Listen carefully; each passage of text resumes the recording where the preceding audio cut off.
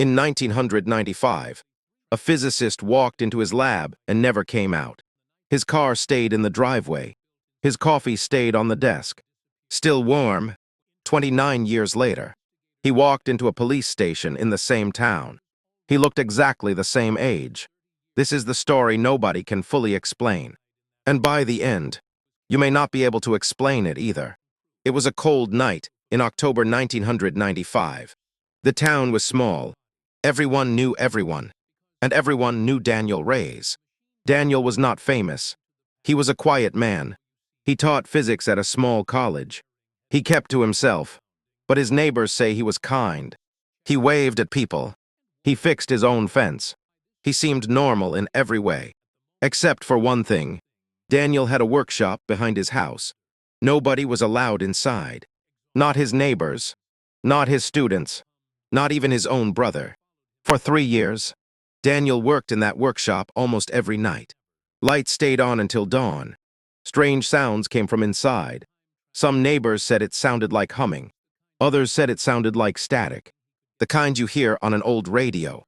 A few said they heard nothing at all, just silence, which felt stranger than any sound. On the night of October 14th, 1995, Daniel's brother came to check on him. This was normal. He visited every Sunday. But this time, something felt wrong. The porch light was on. The front door was unlocked. Daniel's car sat in the driveway, cold and untouched.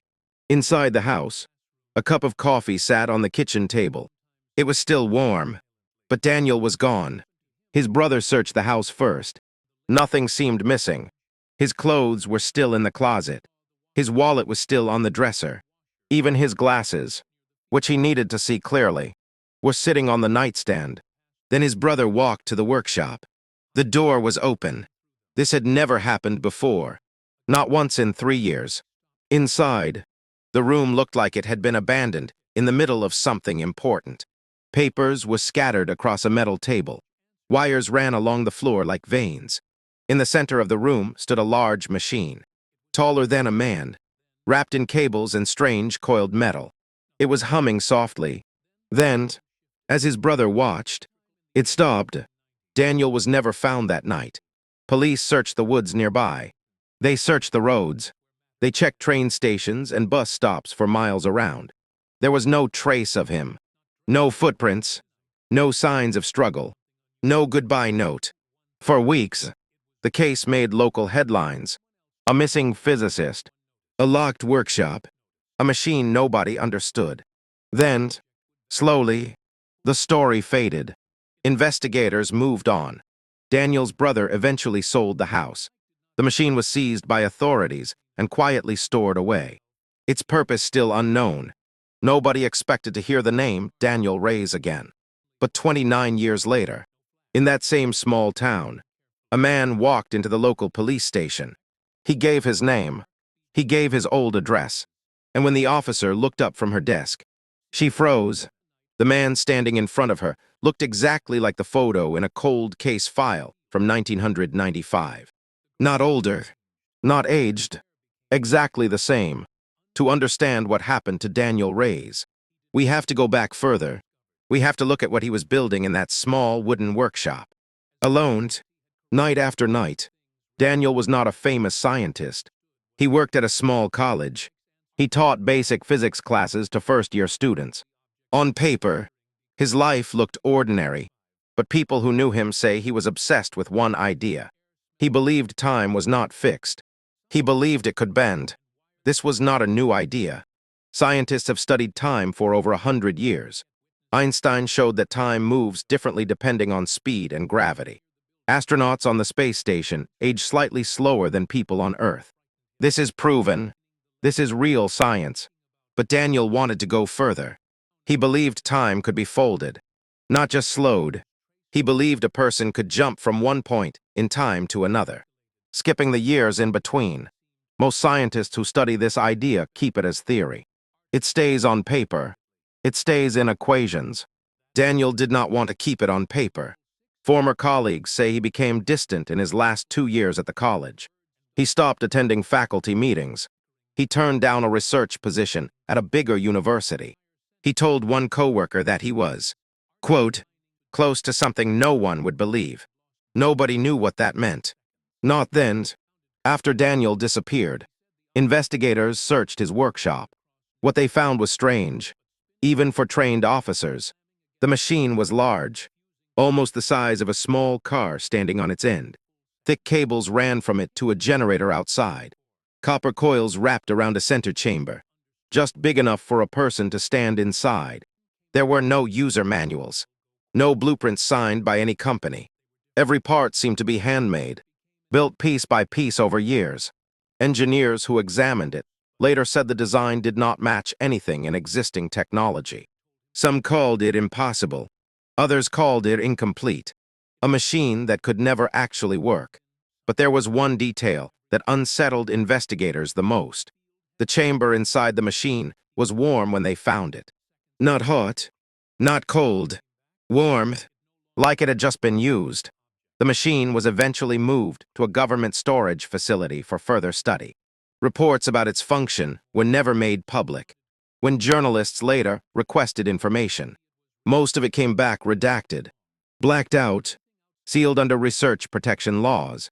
For 29 years, that machine sat in storage, mostly forgotten, a strange invention with no clear purpose, built by a man who vanished the same night he seemed closest to finishing it.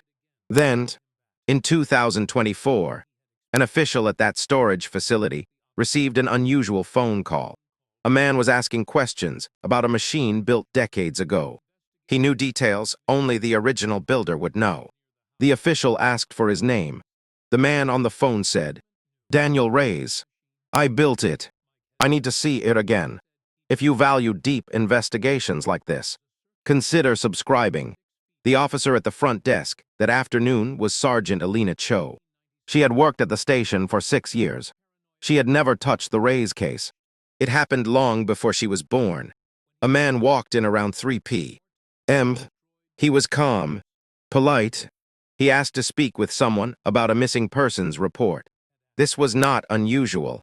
People asked about old cases sometimes, family members searching for closure.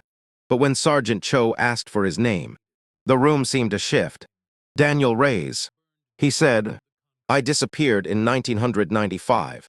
I would like to file a report that I am no longer missing."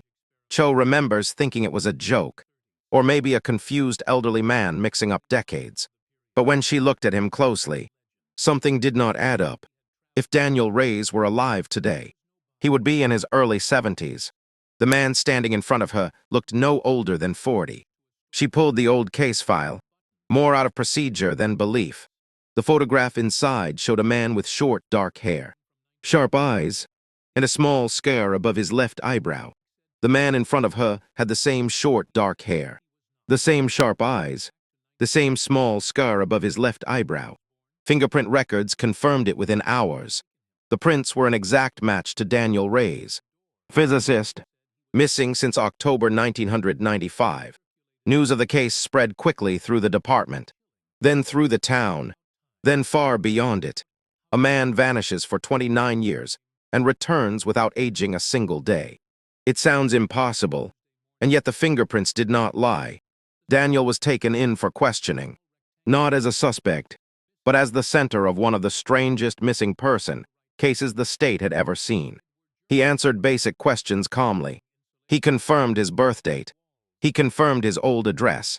He confirmed the names of former colleagues, including several who had passed away years earlier. Details he could not have simply guessed. But when investigators asked where he had been for 29 years, his answers became short, careful, measured. He said only that he had been working. When asked where, he said, "Somewhere the calendar does not move the same way." Investigators assumed this was confusion. Maybe trauma, maybe a mental health issue after decades of isolation. A full medical examination was ordered immediately. The results confused doctors even more than his words did.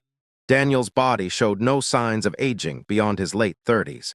His bone density, his cellular markers, even the wear on his joints, all matched a man decades younger than his official age. Doctors ran the tests 3 times, assuming equipment error. Each time, The results were the same. There was no scientific explanation. Not yet, but there was a photograph. In Daniel's pocket that day, investigators found a single old photo, worn and faded. It showed him standing beside the machine from his workshop. On the back, in his unmistakable, unchanged handwriting, were 4 words: almost home, almost time. If you value deep investigations like this, consider subscribing. Every investigation eventually turns to paperwork. In Daniel's case, the paperwork raised more questions than the man himself. When the original 1995 case file was reopened, investigators compared it to the documents Daniel now carried. Small details did not line up. His original college employment file listed a research grant application from early 1995, one that was never fully processed because he vanished before the review board could meet. Daniel, when shown this file, corrected a date on it. He said the grant was submitted in September, not August, as the paperwork claimed. When the original review board member, now retired, was contacted, she confirmed Daniel was right. The official record had always contained a small clerical error, one that had never been caught in almost 30 years. This should not have been possible. Daniel had no access to college records for 29 years. Yet he remembered a small paperwork mistake with total confidence, as if no time had passed since he last saw it. Investigators also examined the storage facility records for the machine itself. According to official logs, the machine had been inspected twice a year since 1996, standard procedure for unexplained government-held equipment. Every inspection report said the same thing: no activity, no power draw, no changes. But one inspector, reviewing his own old reports after Daniel's return, noticed something strange in his files from 2003. A single line, buried in routine notes. Read: object briefly warmed to touch during inspection. No explanation found, not repeated in future visits. At the time, this note was dismissed as a minor anomaly, maybe a faulty thermometer. Nobody connected it to anything. But the date on that report was October 14th, 2003, the same date, every single year, that Daniel vanished, and the same date his brother once received those unexplained postcards. This pattern deepened when researchers checked weather station logs near the old storage facility.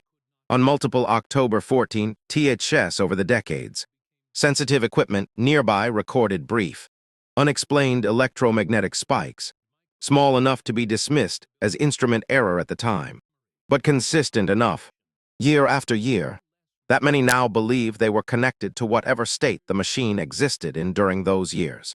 None of this was proof of time travel. Scientists are careful to avoid that word, but it was proof that something measurable, something real, was happening around that machine every October 14th for nearly 3 decades, whether or not Daniel Reyes was physically present. Daniel, when told about the electromagnetic readings, gave one of his longest answers during the entire investigation. He said the machine was never fully off. Even in storage, he said it was, in his words, holding a door open just slightly, waiting.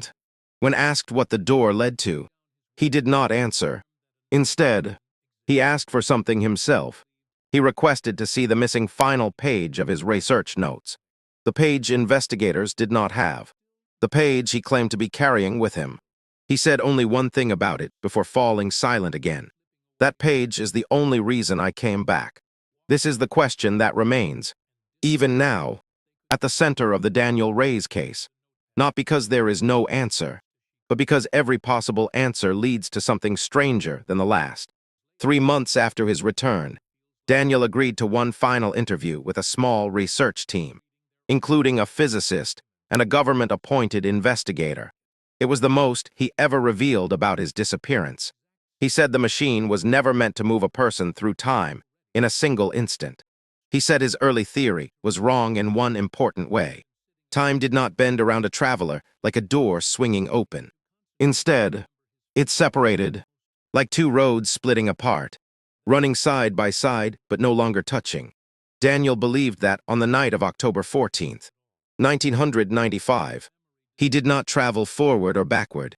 He believed he simply stepped onto a different road, one where time moved at a different pace, or perhaps did not move in the same way at all. He described it, at one point, as being outside the current, like a rock standing still in a river while the water rushed around it. He said the world he experienced during those 29 years was quiet. Not empty, he was careful to clarify, but quiet. He would not describe what, or who, he encountered there. When pushed gently by the investigator, he simply said, "Some parts of this are not mine to explain yet." Only to finish. This answer, more than any other, convinced several researchers that Daniel was not confused and not lying. He spoke like a man who understood exactly what happened to him, but who had made a choice, for reasons of his own, to reveal only pieces of it. The final page of his notes, the one he refused to hand over completely, was eventually shown briefly to two senior researchers under strict confidentiality. Neither has spoken publicly about its contents. One, however, resigned from her research position less than a month later, citing personal reasons. She has not commented on the case since. Daniel Reyes still lives quietly today, in a small apartment not far from his childhood town. He does not give interviews. He does not appear in public often. Occasionally, researchers are still granted limited access to speak with him, always under strict agreements. The machine remains in government possession, still studied, still not understood. According to two separate sources close to the research team, it continues to show unexplained warmth and faint activity every October 14th. The same date, without fail, year after year. Nobody knows if this pattern will simply continue quietly, or if it means something is still building toward completion. Just as Daniel warned, what we do know is this: a man vanished in 1995 and returned 29 years later without aging a single day. His body defied medical explanation. His machine defied scientific understanding. And somewhere in a locked file, one final page of his research sits unread by the public, holding, perhaps, the only real answer to where he went. Until that page is opened, the truth stays exactly where Daniel Reyes left it, just out of reach, almost home, almost time.